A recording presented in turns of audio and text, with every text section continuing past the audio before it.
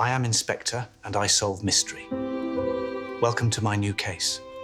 It was one of those mornings when Oxford seemed to fold in upon itself, as though the grey light had grown weary of illuminating anything.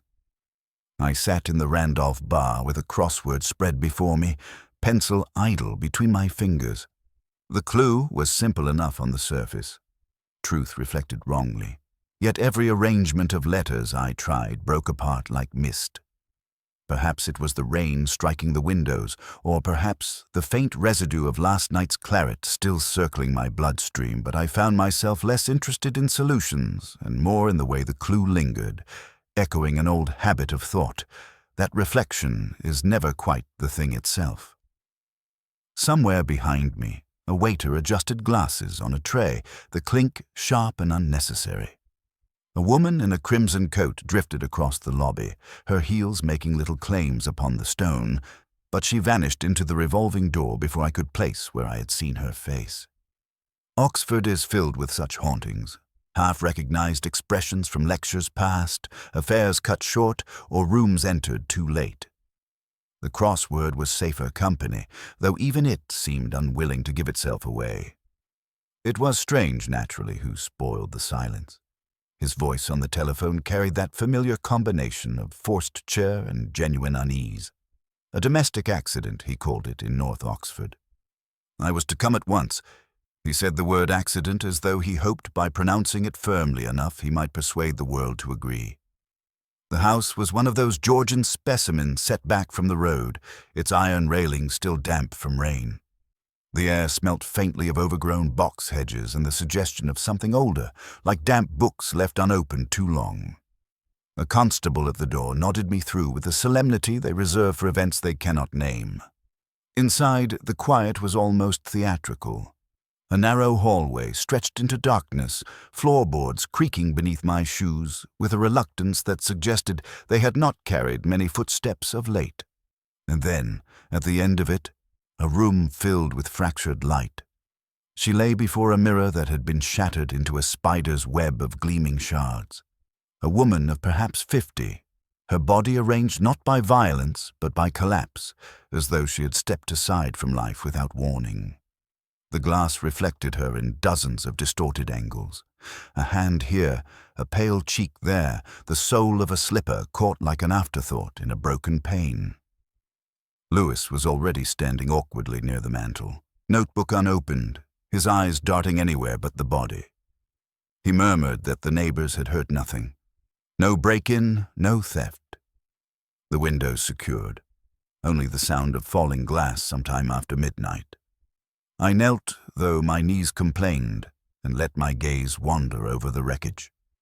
It was not the mirror's outer frame that had given way, it was intact, untouched, but rather the heart of the glass itself, cracked from within as if some invisible pressure had demanded release. One could imagine a fist, yet her hands were unmarked.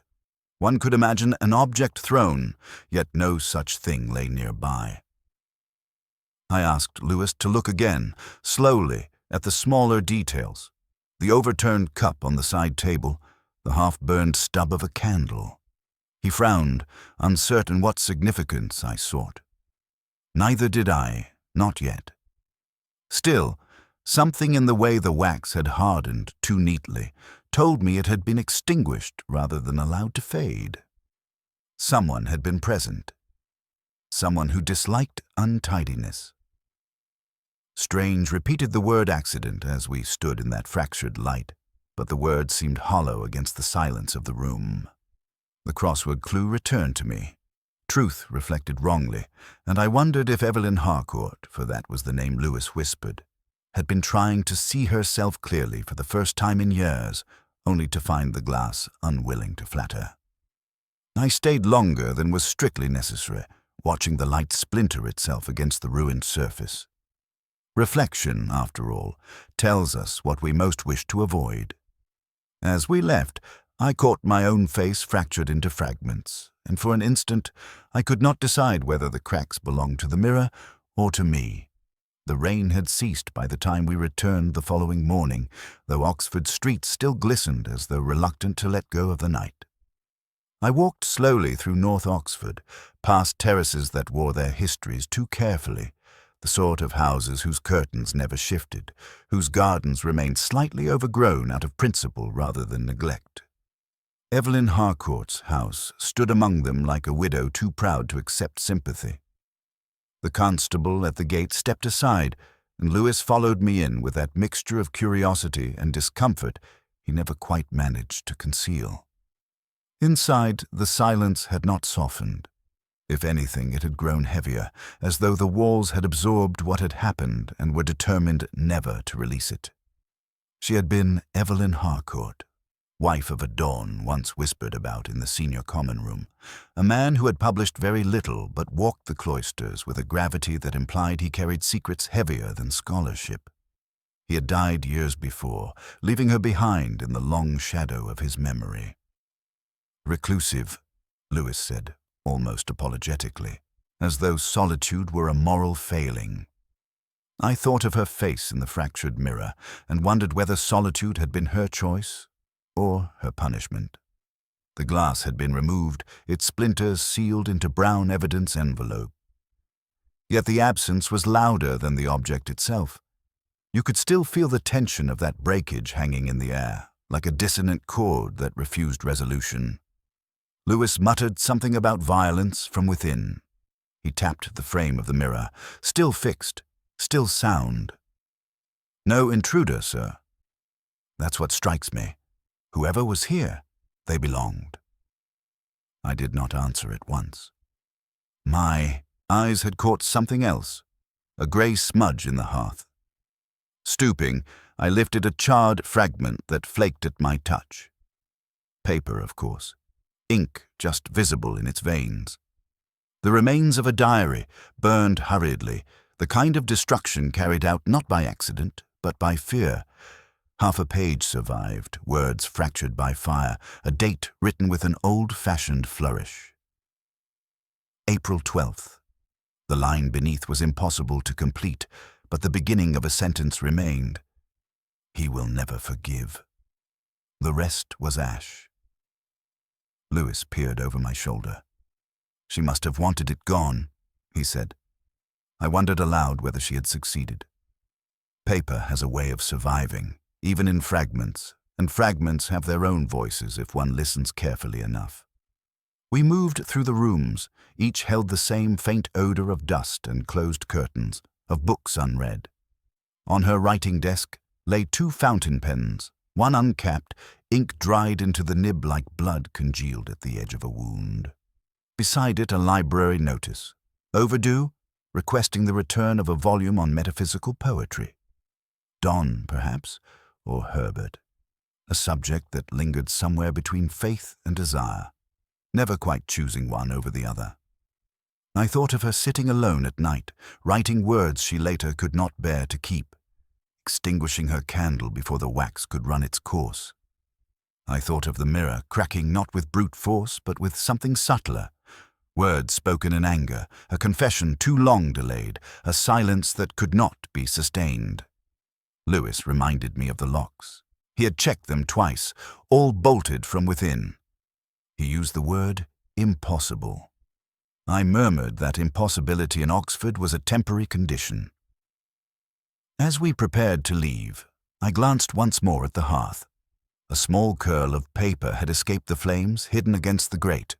On it, a single word, half legible. River. Nothing else. Yet it was enough to lodge in the mind like a stone in the shoe.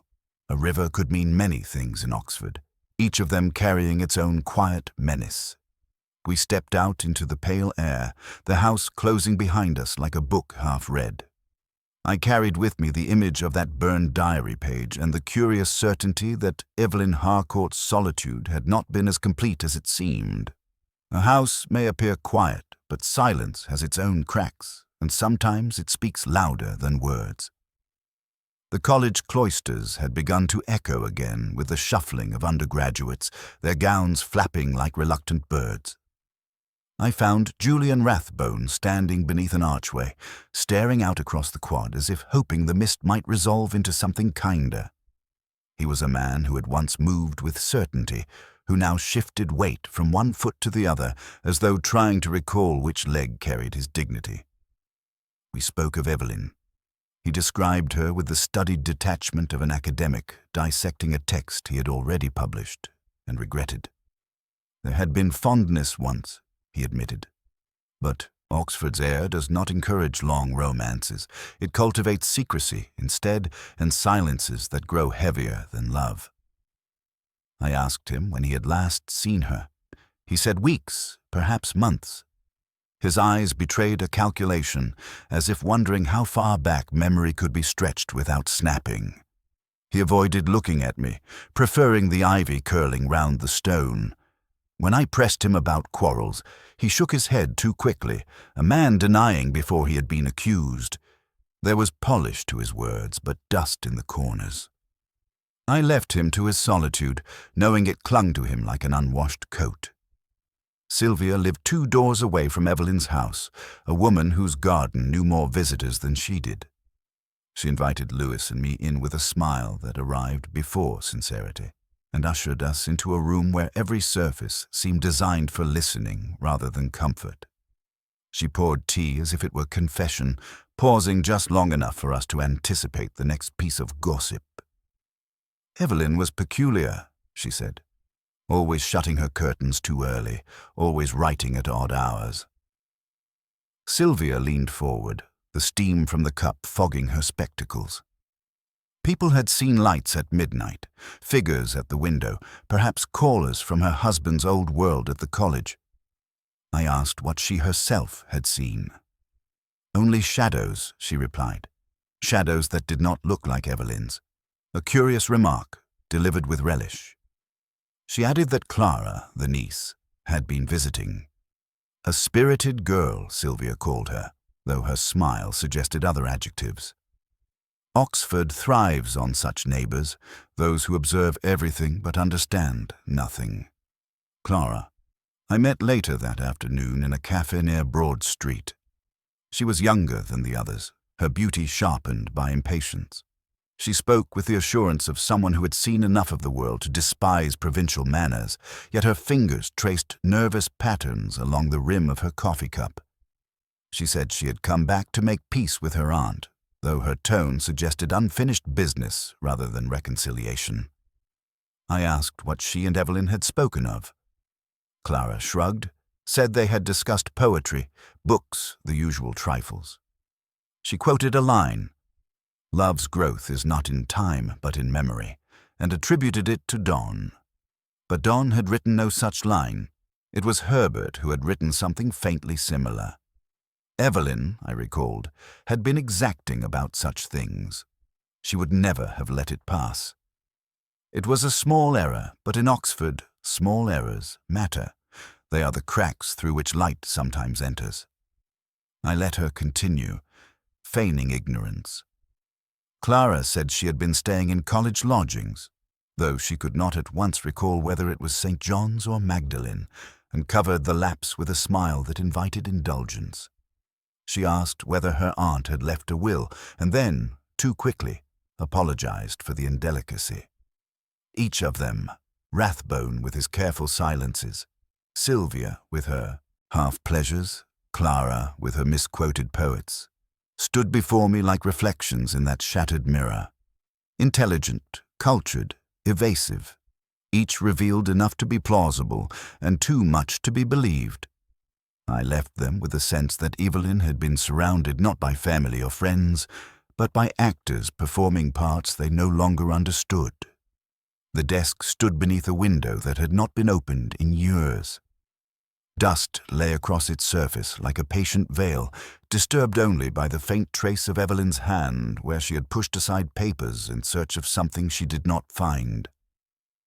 It was Lewis who pulled the drawer too quickly, scattering envelopes onto the carpet. He stooped, red-faced, and muttered that perhaps we ought to leave such things to the clerks at the station. Yet he held one sheet longer than the others, and I saw in his hesitation the reason.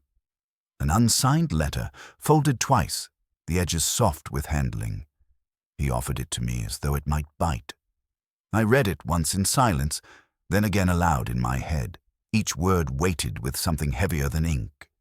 It spoke of the night by the river, a phrase so ordinary it should have carried no menace, yet it hovered like a ghost. There had been a mirror there. The letter continued, one that could not lie, and in its surface truth had revealed itself whether welcome or not. No names were given, no dates, only a confession framed in riddles. I read it again, slower, as though cadence might loosen its secrecy.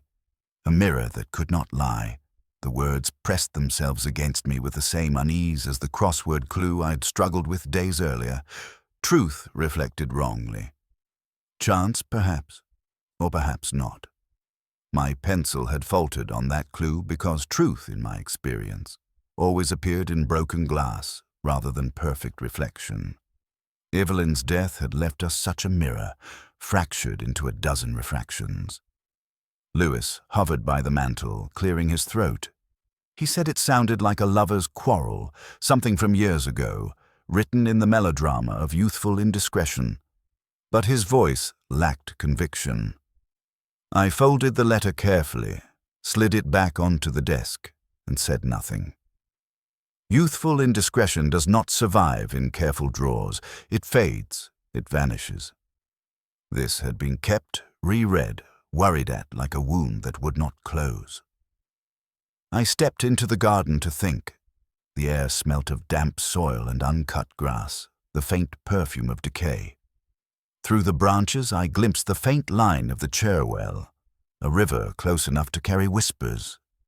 I remembered evenings when I had walked its banks, thinking of women I had failed to speak to, choices I had failed to take. The letter might have spoken of another river entirely, but rivers in Oxford all flow into the same silence. The mirror troubled me more.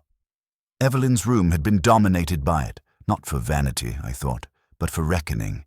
People keep mirrors where they wish to confront themselves.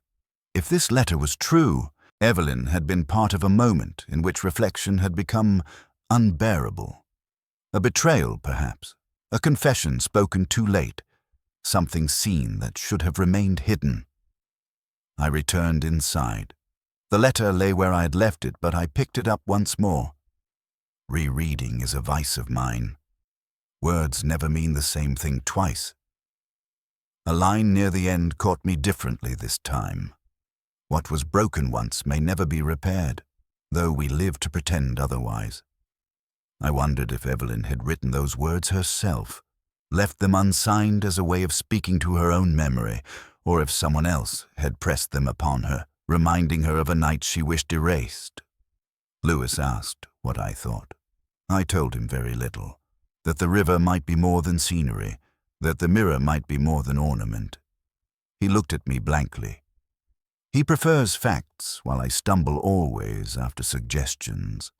Yet suggestion, like reflection, distorts just enough to tempt the truth. When we left the house, the letter remained in my pocket. It weighed less than paper should. On the walk back, I found myself reciting the clue once more. Truth reflected wrongly, and wondered if the compiler had ever stood in Evelyn Harcourt's room, gazed into her glass, and glimpsed the same fracture I carried now. I found Rathbone in his college rooms, surrounded by books whose spines looked less read than displayed, the trophies of a man who wanted to be seen as learned rather than lost in learning. He poured a measure of sherry without asking, the gesture of someone who had spent a lifetime assuming company would conform to his ritual.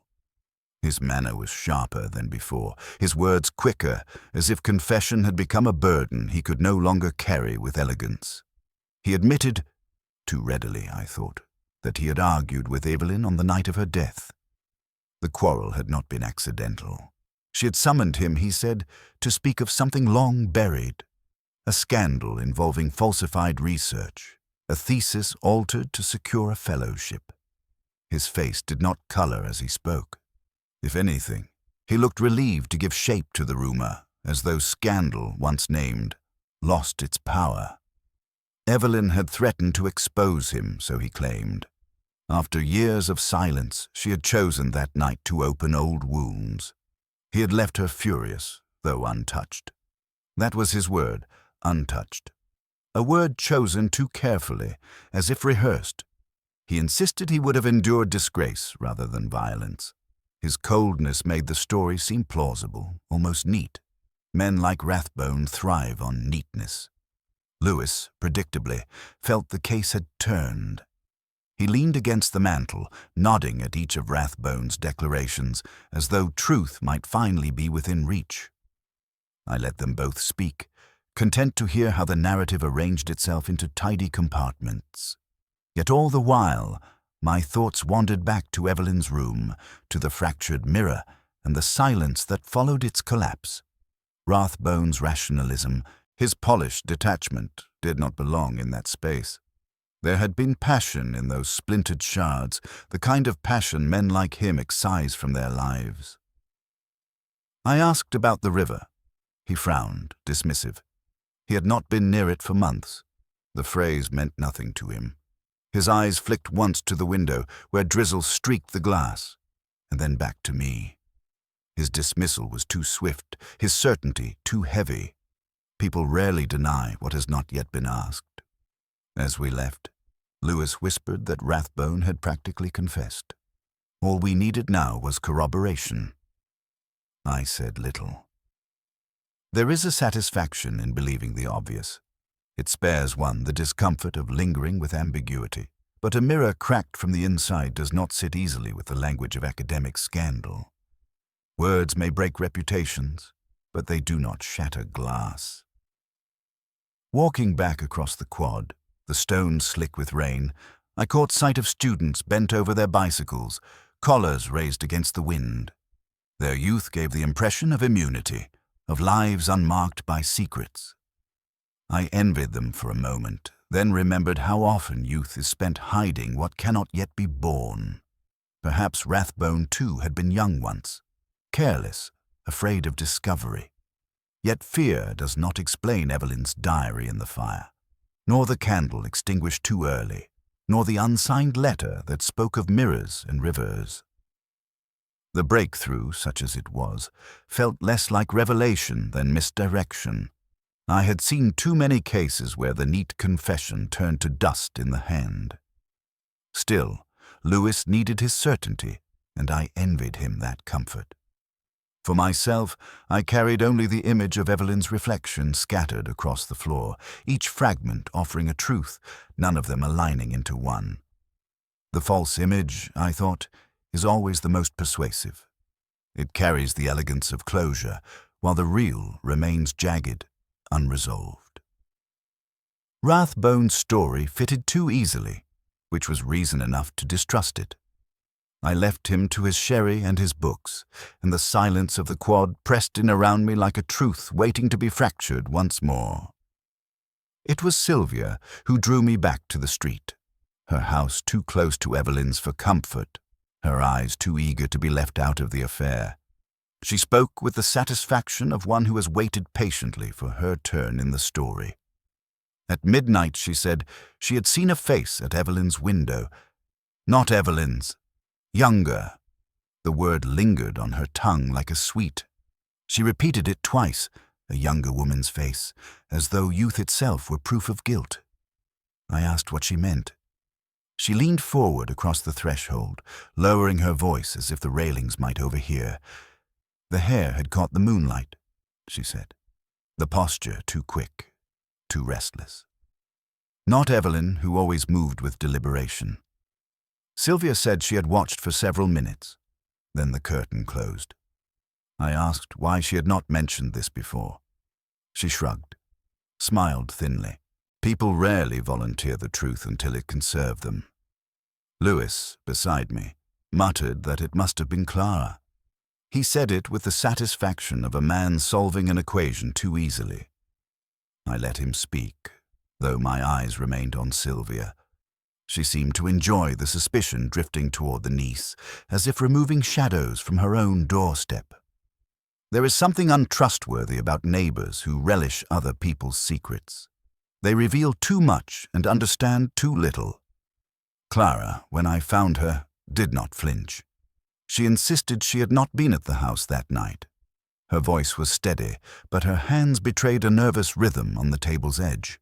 She said she had been staying in a college guest room, one of those anonymous chambers set aside for visiting scholars or returning relatives. I asked which college. She hesitated, just briefly, then named it. Magdalene. The hesitation mattered more than the word. I walked there myself, across High Street, where the rain had begun again, striking the cobblestones with that familiar Oxford patience. The porter looked up from his newspaper when I asked about the register. He fetched it without fuss, the great book heavy with years of arrivals and departures. The pages smelled of ink and damp wool. I ran my finger down the column. There it was. Clara Harcourt. Except it was not quite. The surname bore a deliberate slip. One letter misplaced. Subtle but undeniable. A guest might blame the porter. But I know handwriting. The error belonged to the hand that wrote it, and it was Clara's own hand. A misspelling of one's own name is no mistake. It is intention disguised as carelessness. She had placed herself there while keeping a door ajar elsewhere. Alibis too neat always carry their own cracks. I closed the register, thanked the porter, and stepped out again into the rain. The tower bells of Magdalene were striking the hour. Each note fell heavy, the way truth sometimes does. Slow, but unavoidable. I thought of Sylvia's whisper about the younger face, and of Clara's deliberate slip of the pen. Somewhere between them lay Evelyn's last hour. Lewis caught up with me at the bridge. He was buoyant, convinced we had found our culprit. He spoke of Clara's inheritance, her need for money, her impatience with an aunt who had outlived her usefulness. His words assembled themselves with a certain efficiency, a scaffold of motive and opportunity. I listened, but my gaze was on the water sliding beneath us, dark, unhurried, carrying its own secrets. The river again. Always the river. What unsettled me was not the prospect of Clara's guilt, but the artistry of her evasion. People who misquote poets or misspell their own names are not careless. They are signaling something, though the message may not be intended for us. The mirror in Evelyn's room had cracked from within, not from without. Clara's error on the page felt the same. An act of breaking something inward, a message glimpsed only in distortion. When I returned to my rooms that evening, I spread the unsigned letter, the diary fragment, and now the miswritten name across my desk. 3 pieces, none complete. I poured whiskey, let the liquid settle in its glass, and stared until the shapes blurred together. There was a woman at the window that night.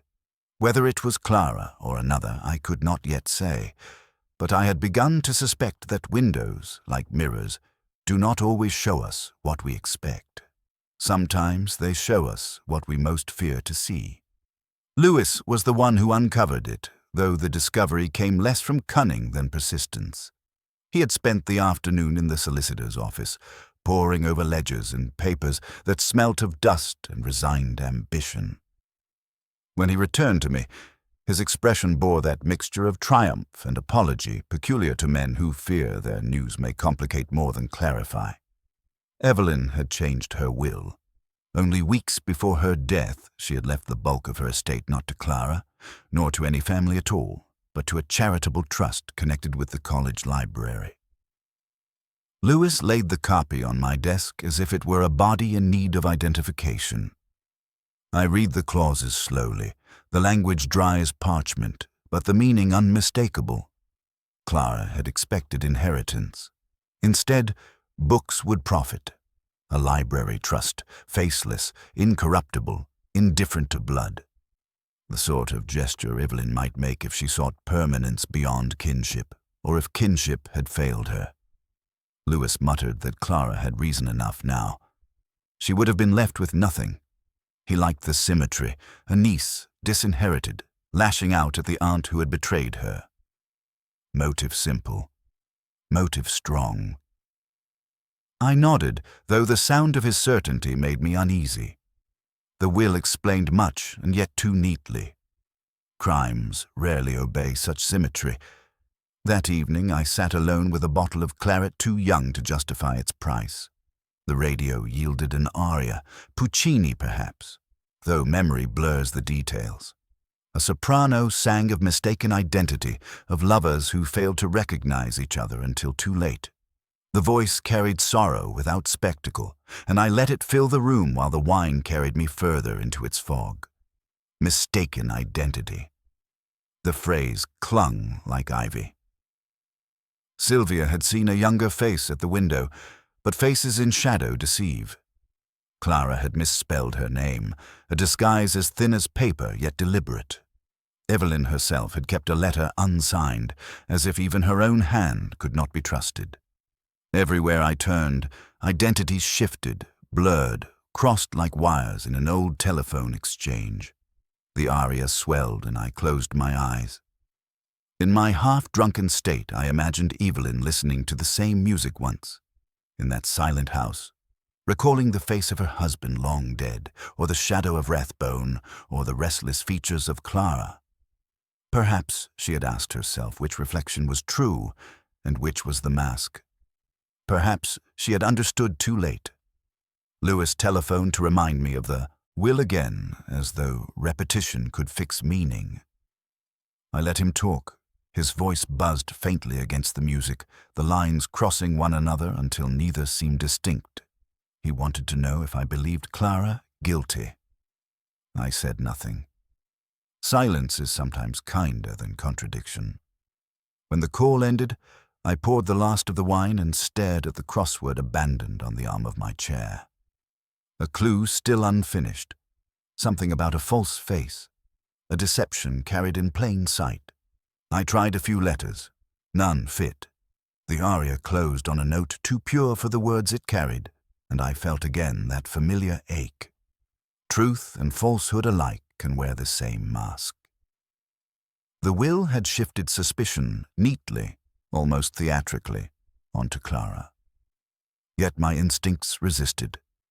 Evelyn had been deliberate in everything, in her writing, her burning, her silence.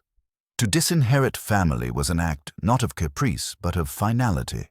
Such decisions are never made without a reckoning. The library trust was more than beneficiary. It was symbol. Of knowledge preserved, of truth hidden, of memory stored in stone rather than blood. I finished the claret and let the room spin gently. Wires had crossed, identities blurred, and behind it all, Evelyn's mirror remained shattered, offering too many faces, and none of them whole. I went to bed hearing only the last notes of the soprano, her voice fading into a silence that was not peace but postponement. I found Clara in the cafe again, the same corner table, her face caught between the afternoon light and the shadow of the awning. She seemed to have been waiting for me, though she pretended surprise when I sat down. Her coffee was untouched, the surface already cooled, as though she had been staring into it for some time, seeing nothing. I told her what I thought, that she had been at the house that night, that she had stood at the window Sylvia had spoken of, that she had more reason than anyone to wish Evelyn silent once she discovered the will. For a moment, she said nothing. Her fingers traced the rim of the cup in slow, deliberate circles, and her eyes fixed not on me but on some imagined distance. Then, without warning, the surface of her composure cracked. She admitted it. She had gone there. Her voice fell into that strange rhythm people use when they surrender part of the truth, but not all of it. She had visited the house? Yes. She had entered the room? Yes. But Evelyn was already dead when she arrived. Already lying before the mirror, already surrounded by silence that felt too thick to disturb. The mirror had been broken. She swore to it. She insisted the shattering was not hers. Lewis leaned forward, pounced on the inconsistency. Why come at midnight? Why creep to the house if not to quarrel? Clara hesitated, then whispered that she had hoped for reconciliation. She had wanted to speak of the past, to ask forgiveness for her absence. But what she found undid her. I asked about the diary. Her eyes flicked once to mine, then down again. Yes, she had burned pages. Not to hide guilt, she said, but to spare Evelyn humiliation. The diary contained names, stories better forgotten. She could not bear the thought of neighbors, of scholars, of the college reading Evelyn's private confessions. She wanted to protect her aunt, even in death. It was an explanation that carried just enough grace to seem possible. Yet sincerity can be borrowed like a coat. It fits too well until you notice the seams. Lewis shook his head, unimpressed. He muttered that the tale was too neat, too selfless for a woman who had already measured her inheritance. I shared his doubt, though uneasily. There was a tremor in Clara's voice that did not sound rehearsed. She described the room as she had found it, the candle extinguished, the diary half charred, the mirror fractured into a dozen refractions. She spoke with a kind of horror, but it was the horror of memory rather than invention. Her words carried the weight of someone who had seen and could not unsee. Still, horror does not absolve. Presence alone condemns. When I pressed her further, she grew sharper. She asked whether I believed her capable of murder. She asked whether Evelyn's life had not been already one long burial, whether the mirror had not cracked under years of silence rather than a single blow. Her defiance struck me as real, yet desperation often masquerades as truth. I left her there, still tracing the rim of the coffee cup, her shoulders drawn tight against the room's indifferent chatter. Outside, the street carried its usual rain-darkened air, bicycles leaning against walls, students hurrying nowhere. Oxford moved on, oblivious, while Evelyn's death still held me in its slow grip. Lewis muttered beside me that Clara was lying. He said it with certainty, the kind of certainty I no longer trust. Perhaps she was. Perhaps the whole story was a performance, a mask slipped on to escape the noose. Yet something in her breakdown, the way her words faltered at the memory of the mirror, left me uncertain. Not convinced, but unsettled. The wrong reflection. That is what I carried away with me. Clara's confession had the shape of truth, but not its clarity. She had admitted enough to condemn herself in part, yet left untouched the one fracture that mattered most. The mirror remained at the center, broken from within, reflecting too many faces, and none of them whole. That night I poured whiskey and stared at the crossword again. A clue about a mask. The answer hovered just beyond reach. I left it blank, listening instead to the rain on stone, wondering whose reflection I had seen in Clara's eyes, and whether it was hers at all. I returned to the house in the afternoon, when the light was thinning into that listless gold which Oxford wears like an old gown. The constable at the door looked surprised to see me again. He said nothing, and I was grateful. The rooms had grown colder, though perhaps that was only memory settling in the walls. I went straight to the hearth, where the diary had been consigned to flame. The grate still held its ghosts, ash curled and fragile, like moth wings. I bent down, brushed gently, and found a fragment that had resisted complete surrender. Charred at its edges, the paper gave way easily beneath my fingers, but the ink had clung stubbornly to the center. A line of verse, incomplete, yet unmistakable. Truth in glass must shatter to be seen. The words stopped me. They were not quite right. I had read something like them before in the unsigned letter and again in the crossword clue that refused solution.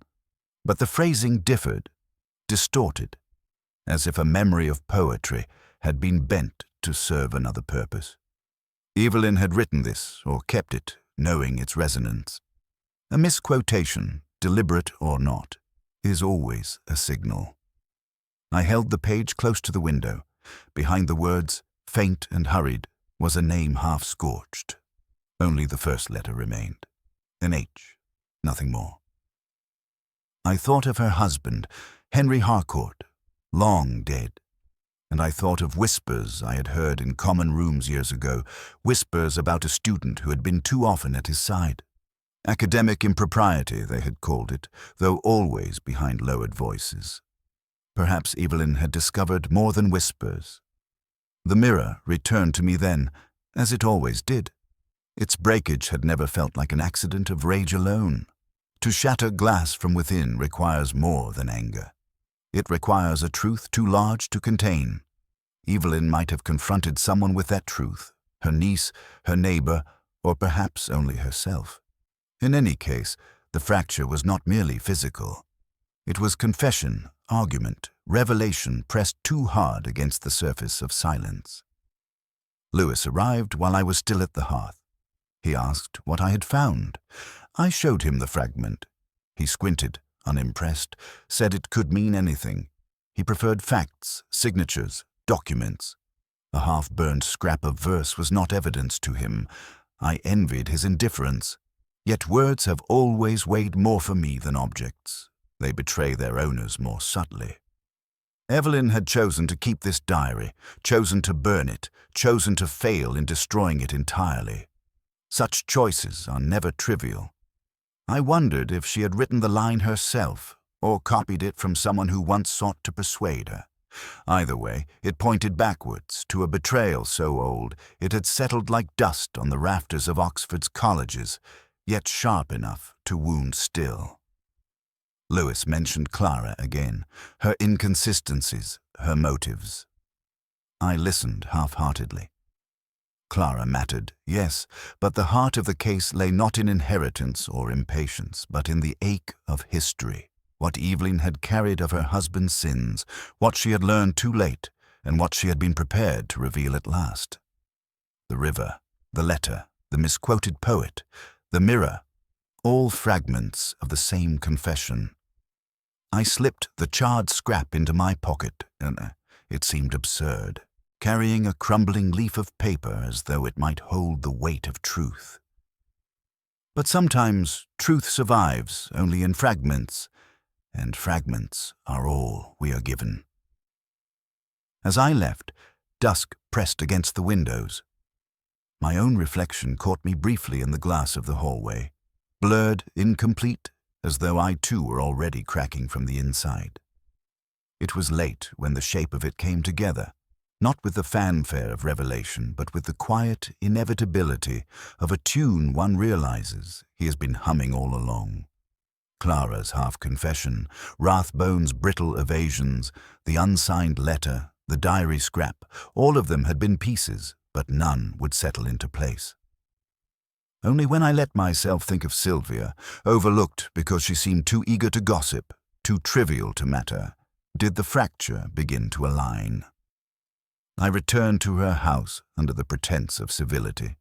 She welcomed me in with the satisfaction of a hostess, certain her importance had finally been recognized.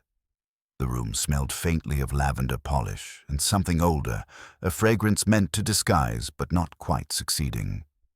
She spoke too much, as always, filling silence with speculation, her eyes darting to measure what impression her words might leave.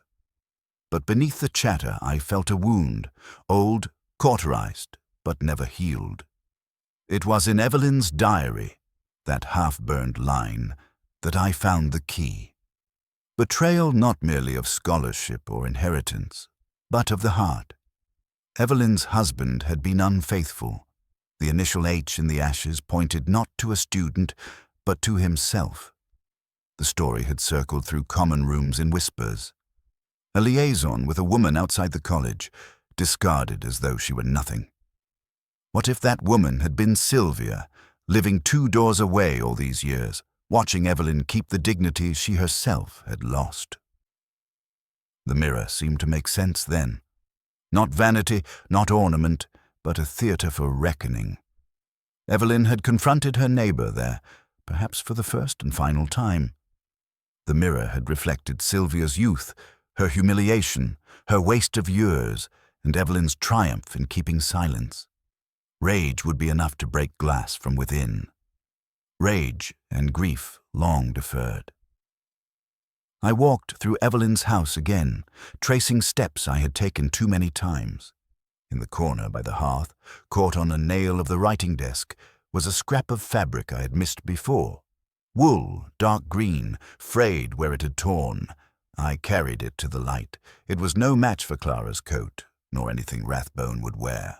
But I had seen that colour each time Sylvia opened her door, a coat she wore even in summer, a badge of stubbornness. The fragment clinched it, though the word feels too crude. Truth is never clinched. It seeps, it resists, it leaves residue. Still, the piece of cloth lay mute in my palm, as plain as any confession. When I confronted her, she did not deny it long. Words poured out, first defensive, then trembling, then weary. She had been Evelyn's husband's lover. She had believed herself chosen, then discarded, left to live in proximity to the life she should have had. Years of bitterness had hardened into habit. Evelyn's silence had been its own cruelty, she said, and when Evelyn at last broke it, she could not bear the reflection. The mirror had shown her too clearly what she had been and what she had become. Lewis, listening, shook his head at the madness of it all. To him it was sordid, unnecessary, pathetic. To me it was something else, human, unbearably so. Desire turned to humiliation, humiliation into anger, anger into violence. Not a neat chain of cause and effect, but a tangle of pain unresolved. Evelyn had wanted to expose the past. Sylvia had wanted only to erase it. Between them, the mirror cracked. Later that evening, walking back through the drizzle, I thought again of the crossword clue that had eluded me. Truth reflected wrongly. At last it seemed to fit. A mirror may hold truth, but reflection is always distortion, and when pressed too hard, even glass cannot contain what we fear to see. I did not feel triumph, only the heaviness of knowing that lives had been wasted on silence, that Evelyn and Sylvia had faced one another not as enemies, but as wounded reflections. The case was finished, yet nothing was repaired. Glass once broken does not mend. It remains a fracture, glinting at odd angles long after the room has been cleared. It was Lewis who placed the handcuffs on her, though he did it with the gentleness of a man tidying away something fragile. Sylvia did not resist. She stood in her narrow hallway, the scent of lavender polish hanging faintly in the air, and lowered her hands as though surrender were not shame, but release. There was no audience beyond ourselves. The neighbours had closed their curtains, pretending not to notice. Oxford has always known how to ignore what it prefers not to see. Lewis read the charge in a voice quieter than usual, as if volume might disturb the fragile calm. Sylvia listened with her head tilted, almost curious, like a schoolgirl reciting a passage she already understood. And then, in the pause that followed, she spoke with the flatness of truth that no longer fears denial. "Evelyn made me see myself at last," she said. The words lodged in the room like smoke. She did not elaborate, and she did not need to. I saw it in her eyes, years of bitterness hardened into stone, then cracked open in a single moment before the mirror. Evelyn had forced her to confront the reflection she had fled. Violence had grown out of that clarity, sharp and sudden. A mirror, both weapon and witness. Lewis guided her out of the house, his hand barely touching her elbow. There was no struggle, no drama, only the sound of shoes on wet pavement. A car door opened, closed, and the street absorbed the event into its silence. Within minutes, it looked as though nothing had happened at all. That is how most tragedies conclude, not in spectacle, but in the faint displacement of air where someone once stood. I remained in the hallway a little longer, staring at the hat stand, at the umbrella leaning against the wall, at the faint mark where a picture had once hung. Ordinary objects, yet steeped in the residue of what had just been confessed. I thought of the cracked mirror again, its fragments reflecting Evelyn's face in dozens of distorted angles. Each shard had been a different truth, and together they formed none. Walking back across the city, I found myself thinking less of Evelyn and more of Sylvia. Her tragedy was not extraordinary. To love unwisely, to be discarded, to live on in the shadow of what might have been, these are not uncommon misfortunes. But bitterness had curdled in her until it demanded release. Evelyn had become both victim and mirror, forcing Sylvia to see herself as she truly was. That moment of reflection had broken more than glass. I stopped outside a pub, half tempted to go in, but the sight of the faces behind the window, too loud, too certain of their own laughter, kept me moving. Solitude was safer, though not kinder. Sylvia had carried her solitude into violence. I carried mine into whiskey, into opera, into crossword clues left unfinished. Was her tragedy so different from mine? Perhaps only in the way it ended. When I reached my flat, I poured a drink and set it beside the crossword. The clue about reflection still waited, unsolved. I stared at it for a long time before closing the book. Some answers are better left incomplete. The aria on the radio drifted upward, filling the silence without mending it. I thought of Sylvia's final words. Evelyn made me see myself at last, and wondered whether mirrors ever show us more than the loneliness we already carry. The flat was colder than I had left it, though perhaps it was only the kind of cold that comes from silence. I set the whiskey down on the table, a heavy glass against bare wood, and for a while I let it remain untouched. The city outside was still alive, distant traffic along the Banbury Road, a bicycle bell fading into the dark, but here the air stood still, as if unwilling to disturb my thoughts. I opened the crossword, the one that had been waiting all week, and traced the pencil along the blank spaces. The clue remained. Truth in broken glass. 7 letters. It should have been obvious by now, after all that had passed, after Evelyn's death, after Sylvia's confession. But the word refused me. I tried once more, scribbled letters that dissolved into nonsense, and set the pencil aside. Sometimes the puzzle is not there to be solved, only to remind us of the cracks we already know. I poured the whiskey then, watched it spiral amber in the lamplight. My hand trembled a little as I raised it. In the mirror across the room, the gesture was repeated back to me, though less steady, more tired.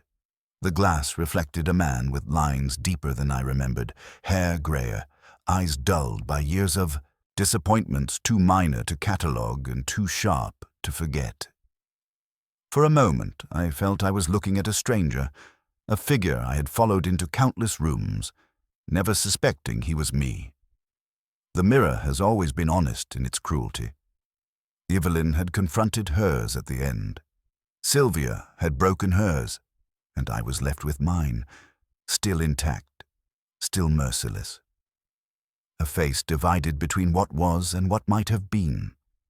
I leaned closer, searching for something beneath the weariness, but there was only the faint trace of longing, the kind that no glass can conceal. On the radio, an opera began. Puccini again, a soprano's voice rising slowly, carrying the ache of recognition. She sang of a love misnamed, of identities blurred until the truth was too late to matter. The notes filled the room, cushioning the silence, but not curing it. I closed my eyes, letting the sound wash over me, the voice as fragile as smoke and yet as enduring as stone. I thought of Sylvia's words. Evelyn made me see myself at last, and wondered if that was all any of us were doing, holding mirrors to one another, waiting for the fracture. Her tragedy had been bitterness curdled into rage. Mine was quieter, but no less consuming. To spend years circling companionship without ever stepping into it. To carry affections like unsent letters. To find solace only in puzzles and arias, knowing neither would answer back. The whiskey burned gently, a comfort and a reprimand. Outside, the rain began again, tapping faintly against the window, each drop a reminder of time's indifference. I considered finishing the crossword, forcing a word into the empty space, but the thought repelled me. Some blanks are truer than answers, some silences more honest than speech. I left the page unfinished, folded it beneath the lamp, and let the music swell. The soprano reached her final note. Pure, unwavering, and for an instant it felt as though the air itself might crack. But it did not. The flat remained unbroken, the mirror still whole, my reflection still watching with the same weary eyes. When the aria ended, there was nothing left but the hush of dusk deepening into night. I sat with the glass in my hand, my face blurred in the mirror, and allowed the silence to return. Truth, I thought, is never in the answer but in the fracture it leaves behind.